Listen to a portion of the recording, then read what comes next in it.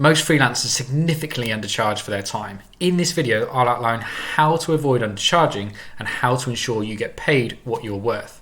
Hi there, delighted to have you here with us as always. Here at First Year Freelancing, we help you get started on your freelance journey. You're awesome at your skill. We provide the rest you need to succeed from marketing, sales, and client relations. So let's get into it. So one of the first things you want to do in terms of pricing is to get a baseline rate.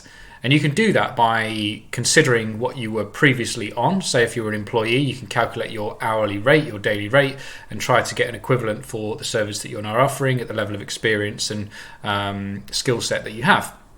You can also look at other freelancers and see what they're offering. And once you get that baseline rate, you then know what the market rate is, what your target clients are currently paying for, and what they would consider paying for your services as well. So get that baseline rate, because if you don't have that, what people tend to do, as I say, is slip to underpricing themselves. So they almost don't even have a good rate. So their baseline rate in their mind might be lower than actually the market. And then they're going even lower because they feel nervous and they want to get some business, and they kind of just don't have this sales mindset that they wouldn't have needed as an employee. Whereas now you need that when you're starting out freelancing. The second point is to review the cost of your target clients' other alternative options. So if they're going to come to you as a freelancer, you're going to have a price and a rate for your service. Now, what else could they do to acquire the service that you would provide? So that could be, for example, going to an agency. So what would an agency charge for that? Or it could be bringing somebody in-house. Obviously, the employment costs that come with that, from holidays, sick pay, all those elements, what would that come to in terms of total cost? Now, once you have that, you can then say, okay, great, here's the value of what I'm going to add, and can set a price that's going to be at a suitable level. And the third and final point, which is super important, most people tend not to do this in their freelance career, even after many years, is to move to a retainer or performance-based pricing model. Most people are still charging for their time on an hourly or daily rate. Once you've been working as a freelancer for a period of time, you want to move away from that as soon as you possibly can. My preferred method is the retainer model, where you almost productize your services. Let's say, for example, you're a copywriter and you sell a block of 4 blog posts to your client.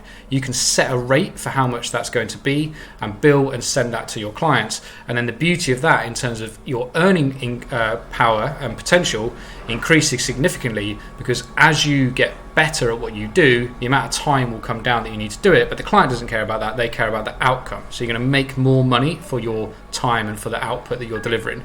The next model is around a performance-based model. This is where you would bill on the basis of the value add to the client. Sometimes, depending on your service, difficult to calculate, but if you're a marketer or helping them with lead generation or anything like that, you can start to do some calculations. Say, if I deliver this service, or I build you this website, or I bring in these leads, what would that be of value? And then take a percentage of that.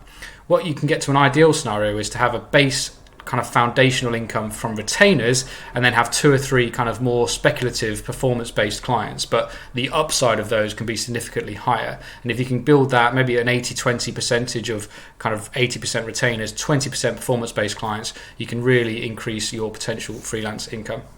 So as always, hope that was useful. What I'm going to do is link to my step-by-step sales process video, which is a nice follow-on from this one in terms of some of the steps you can take to start to put this in place with your new pricing model. I will see you on the next one. Thanks for your time.